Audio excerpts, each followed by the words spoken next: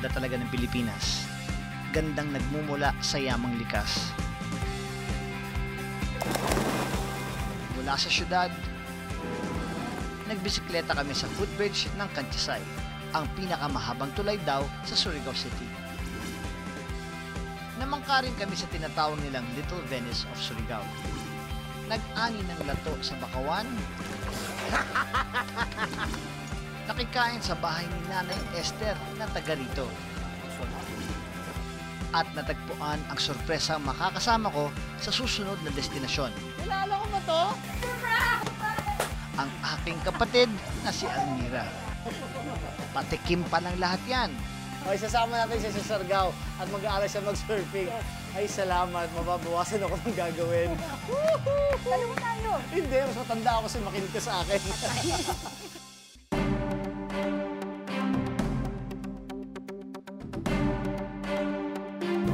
Mula sa syudad ng Surigao, samahan niyo naman kami ngayon harapin ang malalaking alon ng isla ng Siargao.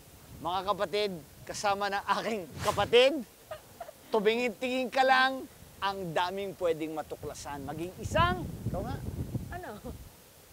talaga ito walang kwenta, Pinoy Explorer! Dito pa lang, nag-umpisa na ang kulitan naming magkapatid. Sabi ko sa inyo dami nyo naman pwedeng tawagan. Mula alas 5:30, alas 7 at alas 10 ng umaga hanggang alas 12 ng hapon ang regular na oras ng mga biyahe ng Roro araw-araw. At dahil sa haba ng biyahe, nagka-bonding moment kami ng kapatid ko. Napansin din namin ang ilang kalapit na isla tulad ng Dinagat Island. Mga kapatid, Rhymes, ano? Excited na ako, Siargao. Excited ka na mag-Siargao, ha?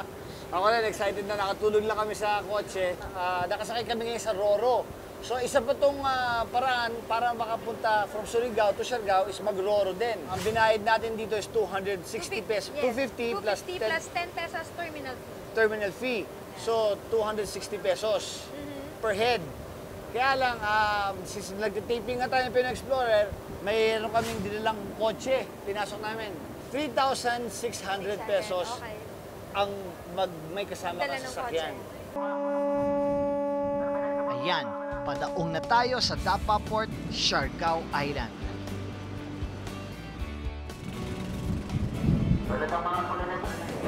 Matapos ang 4 na oras na paglalakbay, nandito na tayo ngayon, Rhymes, Yes. sa tinatawag na surfing paradise of the Philippines, ang Siargao.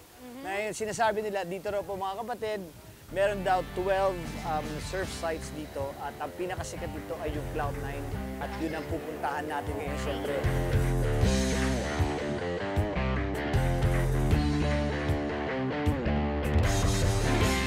At syempre, ang best place to start ay sa Tourism Assistance Center. Ayan, ano yun? May tatanong ka? Oo nga. Saan po ba to? Ito, eksaktong to. Yung napakagandang lugar na yan. This is a surf site here in Siargao. Punta natin to sa Cloud9. Sa Cloud9. General Luna, yes ma'am. General Luna. O, yun ang gusto ko puntahan, yung Cloud9, yun ang Yes, gusto ko sir. makita. We are here now in Dapa. So from here, going to General Luna. Yeah. For motorbike is 15 minutes to travel. Motorbike, magkano po ang pagrenta nun? 200. Okay. Sa 200 pesos, isang motorsiklo yon. Yes, sir. Pwedeng angkasan na ron. Motorcycle, two ride. Okay, okay. Ayos, 200 pesos. So may 1,000 tayong budget. So may 200 ako. Okay. Tapos sa titirahan ko, may makukuha ba ako mura lang? Yes, sir, we have. We have, ano? Yes. But yung pinaka-cheapest dito, sir, is no aircon. No aircon? Lipahat, Oh, lipahat cottage. Magkano yun? Magkano yan? Magkano yun? 100? 350 for the surfers. Okay na yun. But anyway, you're a guest here, so we have also a negotiation for the management of the resort. Baka talaga? Yes, sir. Kita nyo naman, ha? Ayos. So maraming salamat. Nakita nyo na sa Siargao, hindi kinakailangan gumastos ng pagkalaki-laki. So pwede kayo gumastos, hindi naman pinagbabawal yon. Meron din tayo dito magagandang mga mapupuntahan at matitirahan. At kung tayo naman ay nagtitipid naman, meron din tayo para sa ating mga nagtitipid.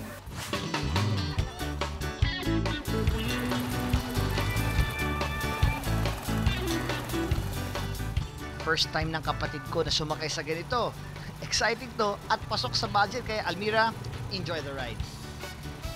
Mula sa Dapa Port, Dumiretso kami sa bayan ng General Luna kung saan matatagpuan ang Cloud9. Isang masayang paghahanda sa nalalapit na fiesta ang sumulubong sa amin. Ayos naman ang timing. Ang saya naman dito. Pero sobrang excited na kami marating ang Cloud9 na yan. Kaya tinuloy na agad namin ang aming joyride.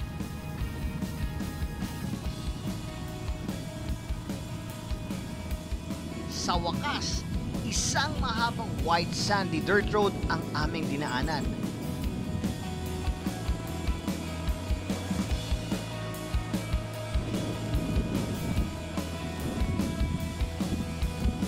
Nakahilera kaliwat kanan ang lodging places at resorts na pwedeng pagpilian.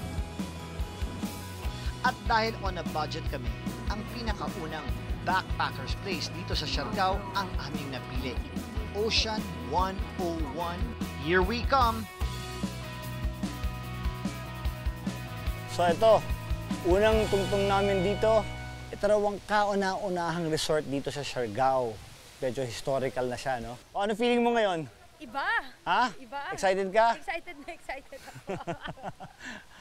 Problema, walang araw eh. Ang ano natin, paano ko papaitimin?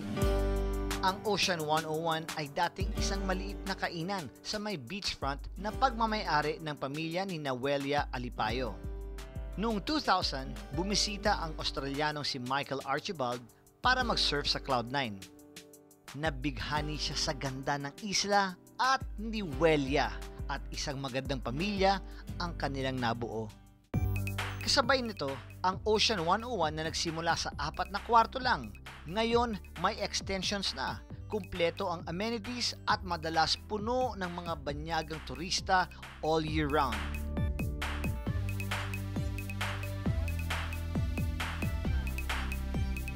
Teka, oy, mag-check-in muna tayo.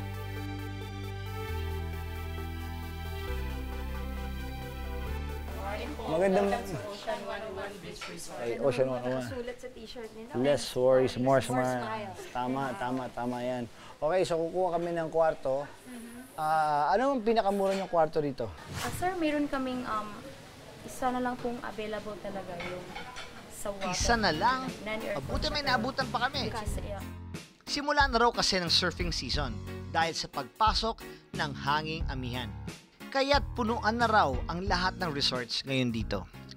1,000 to, di ba? Yung room? 1,300. 1,300. good for two, ma'am. Good for two na yun. So, 1,300. So, ako 300 sa'yo 1,000. Ang galing mo naman. Ganyan ang pagdi-divide natin yan eh. Mas matanda ako sa'yo, di ba? So, siyempre ako 300. So, 1,000. Okay! Gusto niyo po bang tingnan yung kwarto? Okay, sige, liga. Liga, silipin natin. Kesa mawalan kami ng matutuluyan, okay na yan. Ha? Alam mo Ang yung pwes... bait-bait niyang kapatid, no? Siyempre, ayoko na mainitan ka sa loob. Dito ka, walang aircon. Bait alagang-alaga aircon ako yan. Oo, dito presko talaga. Di ba dapat lalaki ka, gentleman? Oh, Dito sige. ka. Doon ako. Actually, alam mo, sa totoo lang, Doon. laban ako kahit 50 pesos doon ako. Diba? Tsaka, sige. Oh, yan ang the best sa tulugan. Para sa akin. Kita mo? Ganda.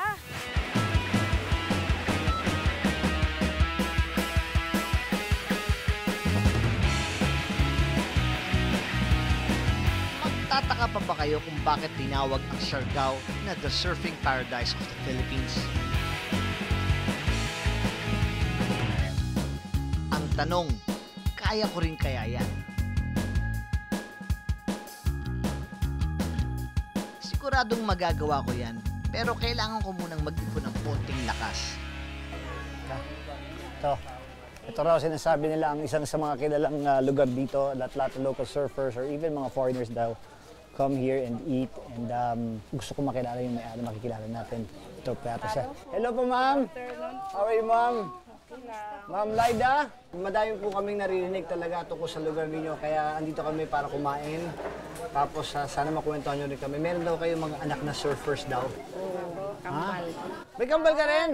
Si Mark at si Mike. Asan? Ayan o, yun. Ayun!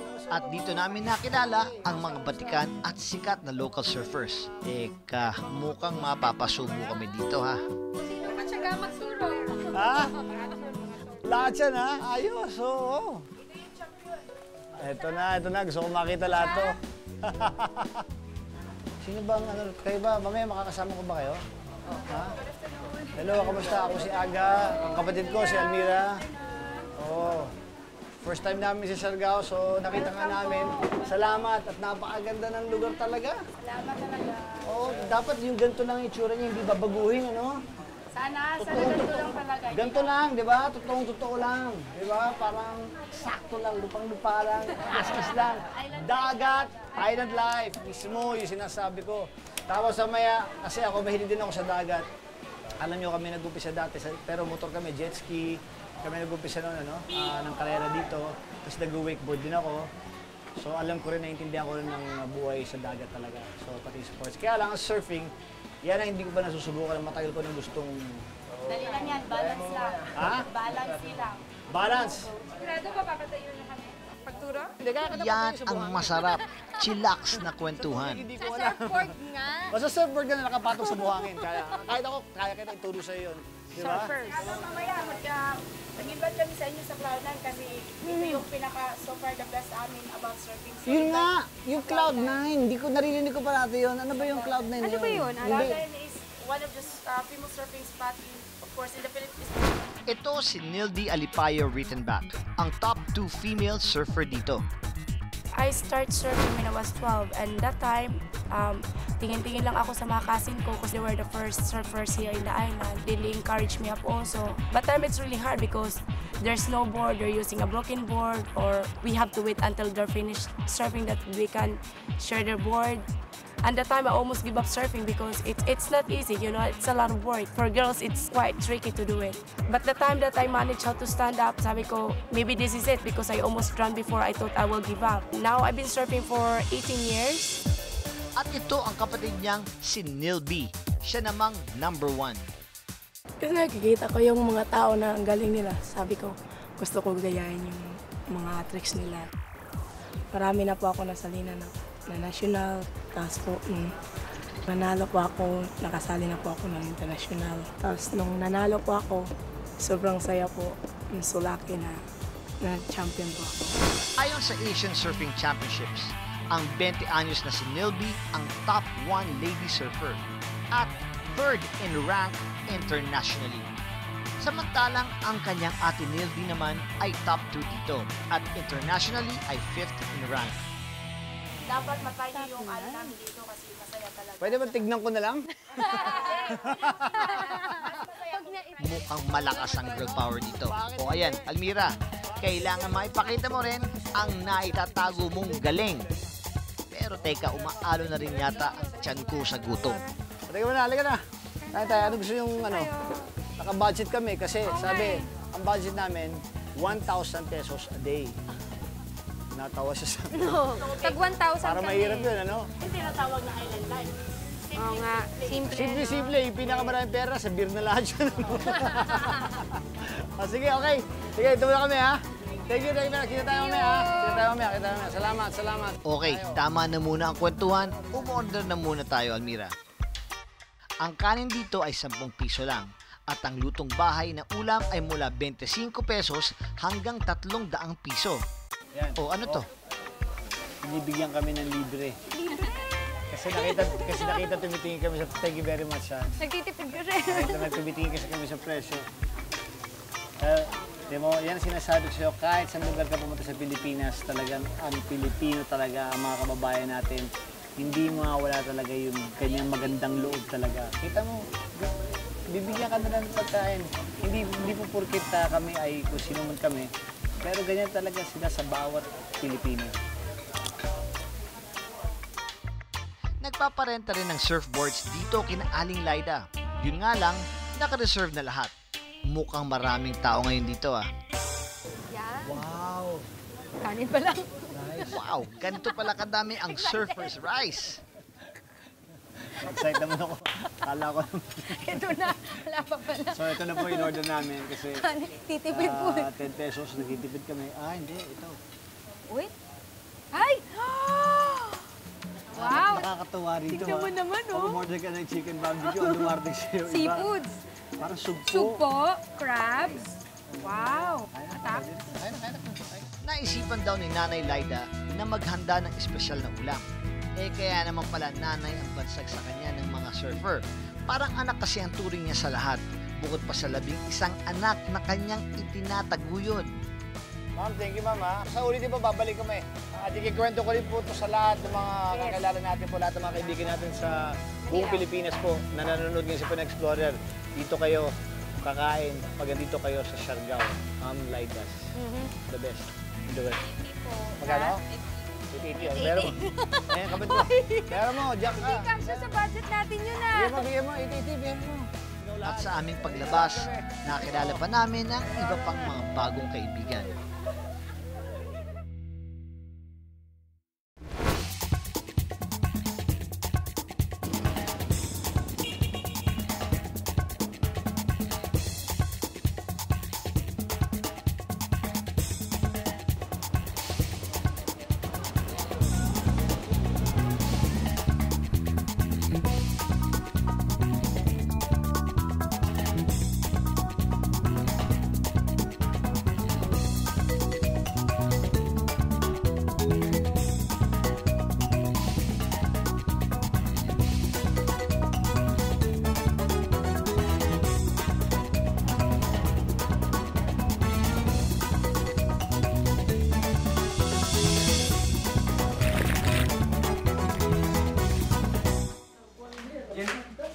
Hello, good afternoon, sir, ma'am. Can I help you?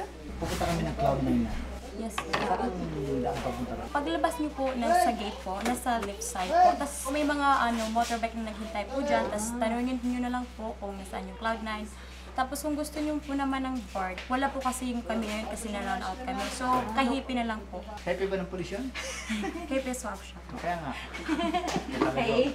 Thank you, sir. Bye-bye. Bye. Have fun po. Ito yung mga motor na nalagyan ng surf. Parang hindi mo rin magmotor? Hindi na lang ako magmumotor. Hindi mo rin magmotor talaga? Hindi nga. First time ko nga sumay motor kanina. Marunong ka mag-bike? Meron na. Ayoko, tuturuan mo ako magmotor. Hindi, walang cambio. Gas lang, balance. Marunong mag-balance? Hindi ka ba nakasubok ng scooter, yung mga gano'n? Huwag na. Baka mas lang ka pa. Ito yan. Wala na pwedeng sasakyan ko rin. Ito pala eh. Okay. Tara.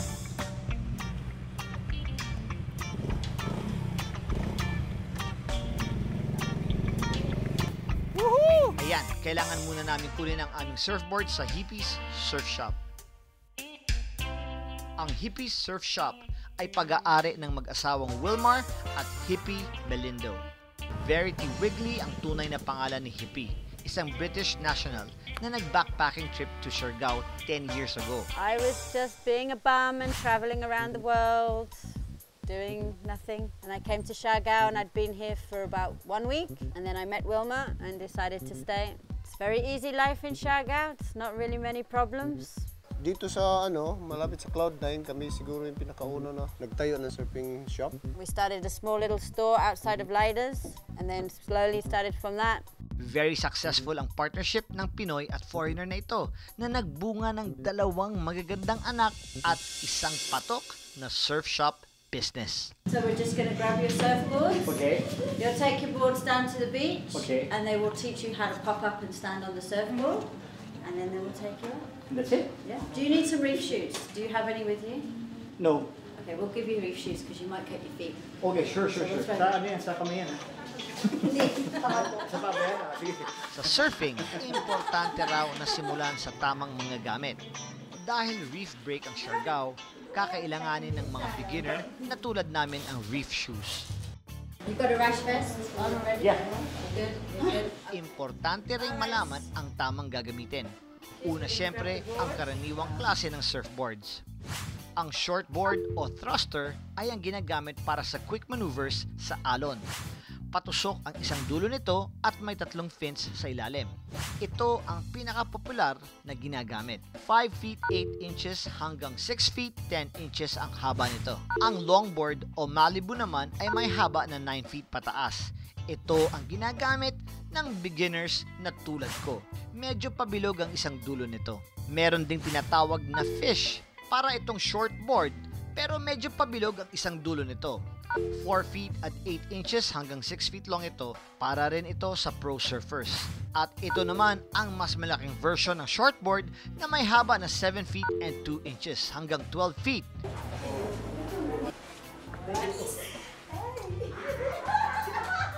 I got my girls here. Ayan, matching longboard ang gagamitin namin ni Almira. At sigurado akong gusto po ninyong malaman kung magkano ang renta ng mga surfboard. Maaari kayong magsimula sa per hour rates, pero syempre may additional pa yan para sa surf instructor nyo. Dito sa Siargao, may package sila na surfboard plus instructor halagang 500 piso. At ito ang next important element, ang surf wax. Gawa ito sa pinaghalong paraffin, beeswax o iba pang uri ng hide wax. At pwede ring lagyan ng petroleum jelly. At ang magkakabit sa'yo sa surfboard mo ay ang leash para hindi ka mahirapang kunin ang surfboard kapag nahiwalay ka rito.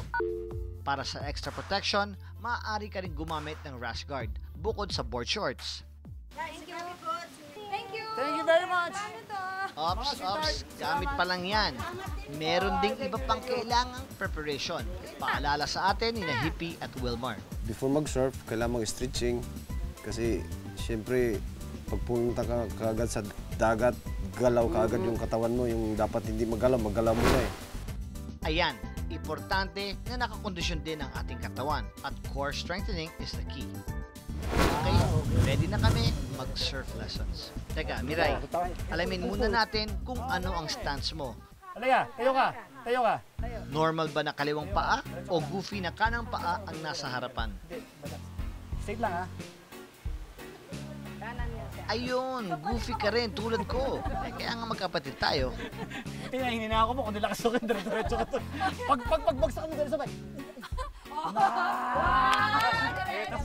At sa pagkakataong ito ko nakilala ang aking surf coach, si Fernando Yok Alipayo. Isa siya sa mga pioneer surfer dito sa Siargao. Nag-start ako mag-surfing mga 89, mga 4 houses lang dito sa Cloud9 dati, yung original dito. Tapos may foreigner dito na tumira. Si Mike Boyoms, yung nag-discover ng Cloud9. After siguro mga 6 months to 8 months, namatay siya. Tinignan yung bahay niya, may nakalagay doon na Mayor placed these letters into Australia, to Hawaii, all over the world. Tapos, after 1 year, nagtaka kami, bakit maraming foreigner? Friendship. Tapos, after 1 year, naging first international surfing competition in Siargao. That's 96.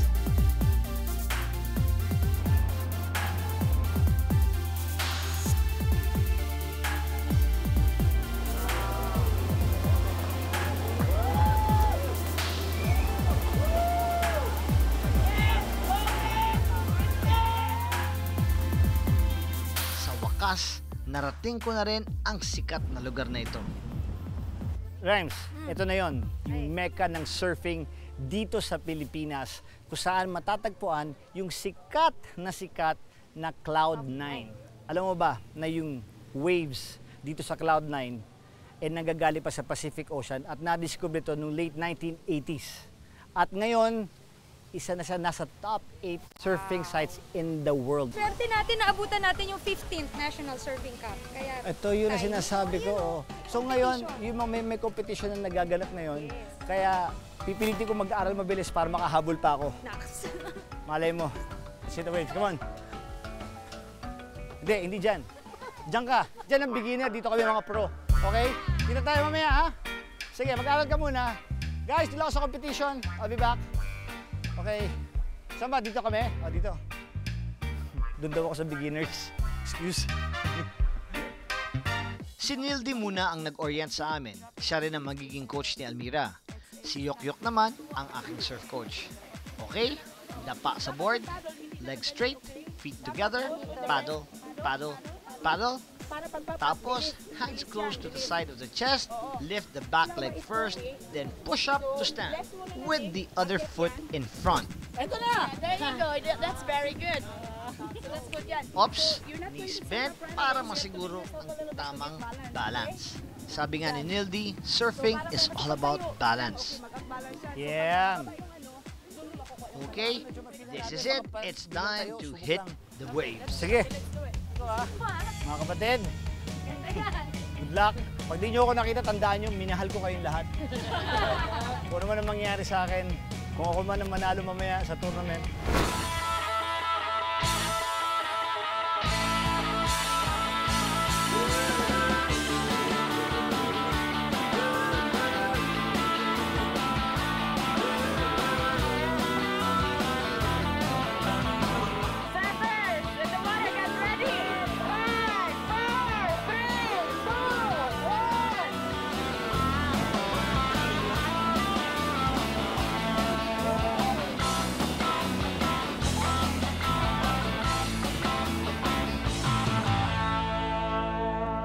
Ito na! Ito na ang pinunta namin dito, ang masakyan, ang sikat ng mga alon ng Siargao.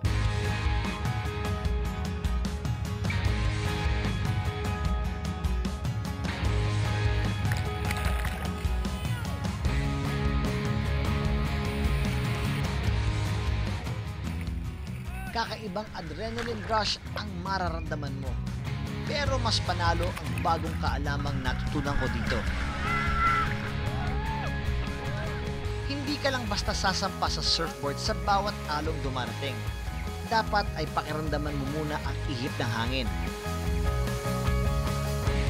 Abangan ang tamang alon na para sa'yo.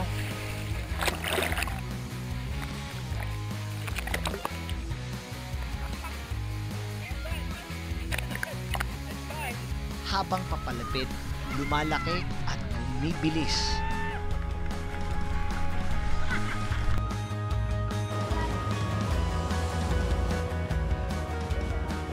Katabi ng ibang surfers, kailangan angkinin mo ang alon mo. Di tulad ng nakagawian kong water sports na gumagamit ng makina, sa surfing, hangin ang pinakagasolina. Alon ang pinakamotor.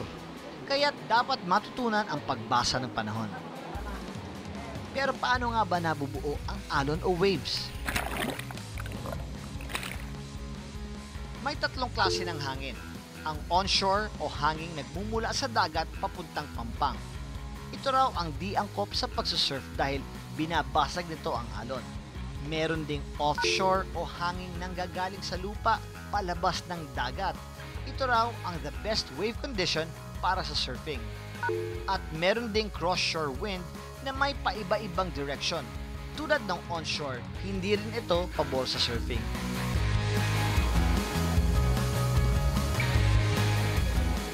Nako, kailangan makatayo ako para mapapaya ko ang aking instructor na masubukan ng Cloud9.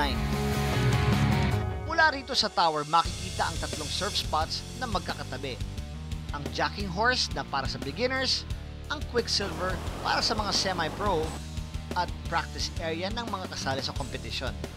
At ang tunay na Cloud9 kung saan ginaganap ang main competition. Hindi lang hangin ang nakakagawa ng alon. Pati ang klase ng shoreline kaya rin lumika ng waves. Merong beach break tulad ng La Union and Baler, kung saan sa sandy beach o buhangin nagkakaroon ng wave break. Dito sa Siargao, merong reef break.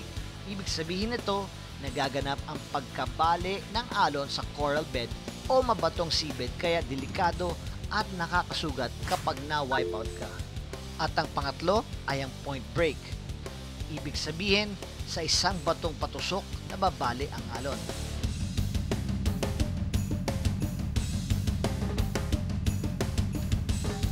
Ayos! Woohoo! I'm ready for you, Cloud9!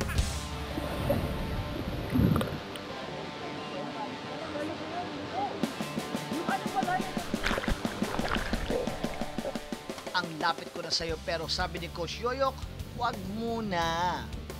Nang makita ko ng malapitan, naintindihan ko na kung bakit maraming nabibighani dito. Kakaiba kasi ang barrel wave formation dito, malakas at rumaragasa. Ito ang playground ng ilan sa mga champion na nakilala ko dito. Isa na dito si John Mark Toko o mas kilala sa alias niyang Marama. Start ako mag-surf, 10 years na ako nagsusurf. May cousin ako na magaling rin mag-surf. push me in the waves. Sabi ko, wag kuya, ang laki. Pero nakatayo na ako. Tapos nababarrel na, ano, wow, it's fun. Parang na-feel ko talaga kung anong ganda. Tapos parang na-addict surfing. Tulad ni Marama, karamihan ng kabataan dito ay nagsisimulang mag-surf sa murang edad pa lang. At dahil nakaka-addict ang surfing, minsan napapabayaan ng iba ang kanilang pag-aaral. Nasa third year high school na dapat si Marama. Minsan nag-skip ako sa school kasi yung school namin, beachfront. Tapos pagtingin ko, ang ganda ng alon. Tapos pag resist na, surf. Pero nag-leave of absence muna siya para makapag-compete sa surfing. Sa akin lang, mas focus ako sa surfing. Parang mas fun talaga ba. Tapos pagkatapos ko mag-surf, balik na naman ako sa eskwelahan. Magkakaroon daw sila ng special academic program para sa young surfers upang mapagsabay nila ang school at ang surfing. Isang importanteng natutunan ko habang nagsusurf ay wag na wag mag-drop in. Iyon yung pag-agaw ng alon na meron na palang kukuha. Ito raw ang kadalasang pinagmumulan ng alitan.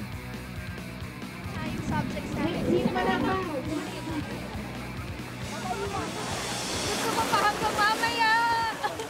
Nahiya lang ako sa mga kasama namin para makapapagod na sila. But, ako sinasabi ko nga, sabi ko, pwede ba din ako sa malaking wave na? Kasi parang mas mahaba yung nagtatakyo niya. Sabi niya, patience, sir, patience. Sabi niya, it took us years. Sabi ko, but if you can do it in one day, why not? Nax. I just wanted to experience it. Sarap naman, di ba? Sobrang sarap. Kasi siya. And what's nice, sa kanilang lahat, sa surfers, lahat sila, in the middle of your struggling there, they just tell you to just have fun, di ba? Have fun. Galing lang, have fun, relax. Which tama naman talaga eh. So happy ka natin sa Doka.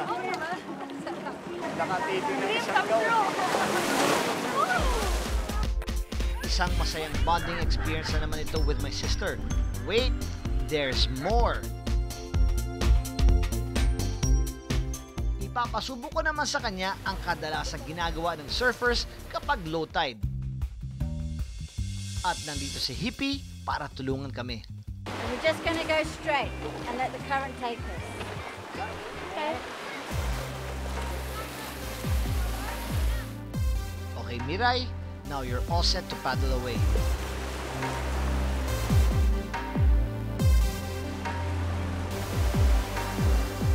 Aba, ang galing ng kapatid ko sa paddleboard.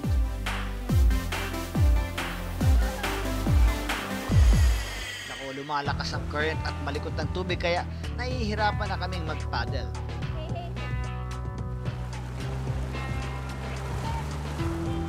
Ay, naku. Okay, balik surfing na lang ako.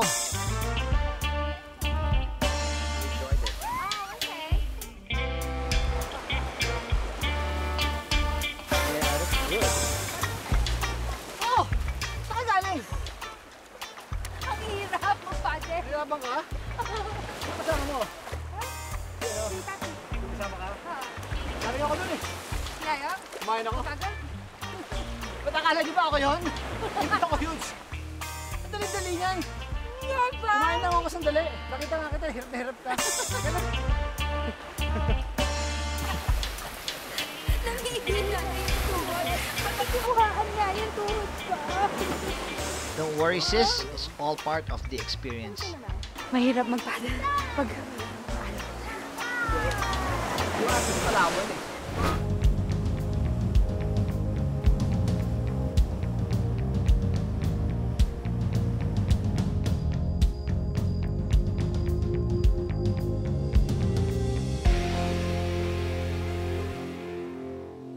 Mga kapatid at kapatid, kung nagtataka ka at kung nagtataka kayo kung ano ginagawa namin sa gitna ng kadiliman na to, ito yon. Nandito kami sa Paghungawan Marsh. Ang pangalan po ng lugar na to, Paghungawan Marsh. Dito po sa Barangay Haboy, sa bayan ng Pilar. Ito ang bagong project ng Siargao na tinatawag nilang Crocodile Monitoring. So, ang ibig sabihin nun, ang gagawin natin ngayon, magko-crocodile night watch tayo. Sasakay tayo ng bangka, tapos titignan natin, nakikita natin, Nagsalta ka naman. Salta ko na salta rito eh. Paano ko sisingit? Ano sasabihin mo? Ano sinabi ko? Sabihin mo, hindi, ano yung sinabi ko? Ano gagawin natin? Doon, monitoring. Nang ano? Crocodile monitoring nga sa gabi. Ano pangalan ng barangay? Kulang. Kita mo? Barangay Haboy. Haboy. Sa bayan Dito ng... kami sa Barangay Haboy. Sa bayan ng... Siargao. Pilar! Pilar Town! Nasa Siargao tayo. Itong bagong project na to na crocodile monitoring. Kapatid ko po yan, pagpasensya nyo na. Halika na, halika na. Bukod sa surfing, isa sa mga maaari niyong gawin dito sa Siargao ay ang bisitahin ang lugar na ito para sa isang malapitang enkwentro sa mga buwaya. Ako si Rainier Manalo, ang project program head ng Crocodylus porosus Philippines Incorporated. Isa siyang NGO na nangangalaga ng crocodiles sa wild. Ito ay isang samahan ng mga lehitimong farmer ng crocodiles sa buong Pilipinas. Dito sa Siargao Island, ang proyekto namin dito ay pagpaparami ulit ng crocodile sa wild. Ang proyektong nandito ay para muling bumalik yung dami ng Philippine crocodile na siyang sariling atin, nandito lamang sa Pilipinas natin makikita. Dito namin nakita ang isang magandang habitat sa Siargao Island. Ano pangalan ulit ng barangay? Haboy. Ayan. Bayan ng... Pilar. Ay!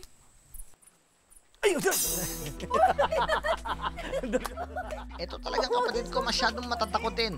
Wala pa dyan ang mga buhaya, no? Bay, baba tayo ngayon dito. Nakakasama natin yung nag-guide sa amin ang pangalan niya si Freddy. Yeah.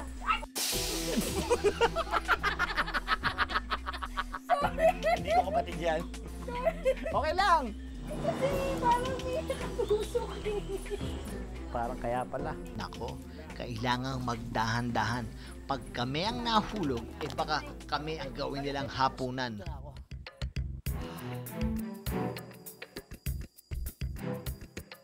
Freddy, pag sa araw, pwede rin pumunta dito? Pwede rin, pero hindi mo rin makikita pag-araw eh. Ah! Parang takot sila sa tao eh. Eh kung ako mag-dive sa ilalim. Yung mga maliliit pa na crocodile na yan, nangangagat na yan? Nangangagat din pag naano na sila, nasasaktan sila. Ah, okay. Pero pag hindi, swimming na kayo. Oo. Hindi naman. Hindi nangangagat. Talaga? Yan. Nakakatuwa siyang isipin kasi siyempre yung surfing capital natin, ano, tapos isipin parang isipin nila yun lang pwedeng gawin.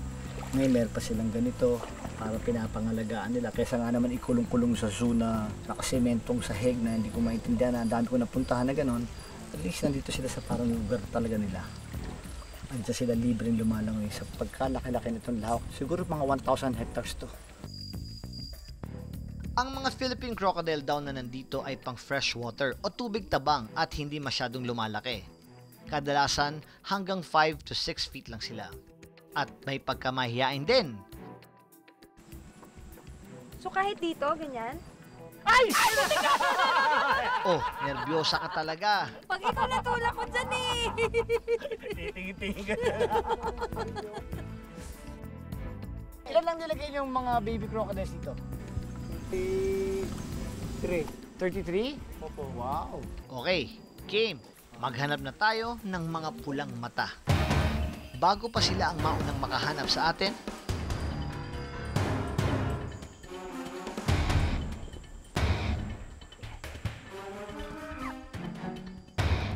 Ayun! Ayun! Di ba yun? Hindi. Sarap lang yung tubig yun. yun, ano yun? Aha! Kalabaw ba yan? Hindi ba to? Puno. Patay na puno pala. Hala ko naman nanay ng baby crocs. Nako, Freddy, may nakita na yata ako. Ay, wala pala.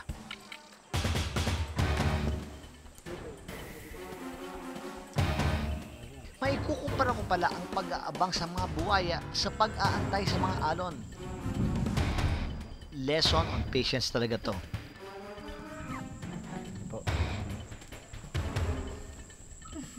Kakaiba rin ang ganitong experience. May halong takot at excitement.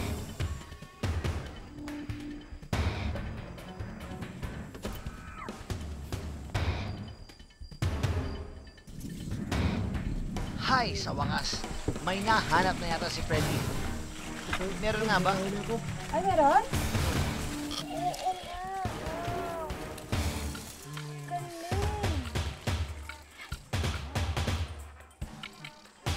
Pwede mo hawakan yan? Opo. Ha? Opo. Paano? Basta wag doon ka hawakan sa... Kung saan yung hawak mo. Teka, teka lang ha. Basta sa ulo. Dali ah, sandali. Baka kumagat yan. Ay. Huwag mo nalapit sa akin. Uy! Diyan ka lang! Ito, gumagalaw. Diyan ka lang! Huwag mo ilawan kasi na... Si Almira, nagtatapang-tapangan. Pero alam ko medyo natatakot na rin yan. Kung biglas to, bibitawan ko to ha. Doon mo ihagis. Hagis mo na tubig. Pwede ko ihagis sa tubig. Dahan. Tignan mo na mabuti oh. Oh, buhay yan. Oh! Bumuhay ka pa sa akin. Ito naman talaga. Kaya ito nga.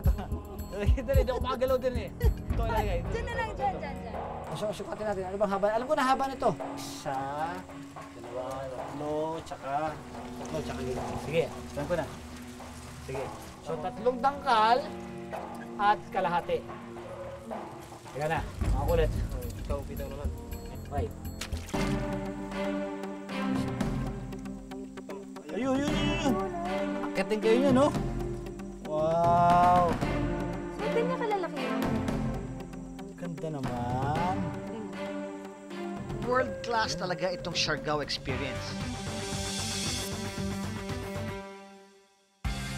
Mula pagsikat ng araw hanggang sa pagsikat ng buwan, ibang klaseng adrenaline rush ang aming naranasan at siguradong ito'y aming babalik-balikan. Nalibot ko na ang mundo, pero ngayon pwede ko sabihin talaga, it's more fun in the Philippines. Tapos tinatanong sa akin, Aga, nag-i-enjoy ka ba sa Pinoy-Explore? Diba sa dami na napupuntahan mo na? Ano ba ang pinaka-favorite mo? Alam nyo, wala akong favorite na lugar. Bakit? Ang favorite ko is yung mga taong nakikilala ko. Yung mga taong nakakausap ko. Nararamdaman ko yung kultura nila. Pati yung ugaling tunay na Pilipino na yung sinasabing hospitality natin. Ramdam na ramdam ko yan sa bawat probinsya na puntahan ko kahit saan.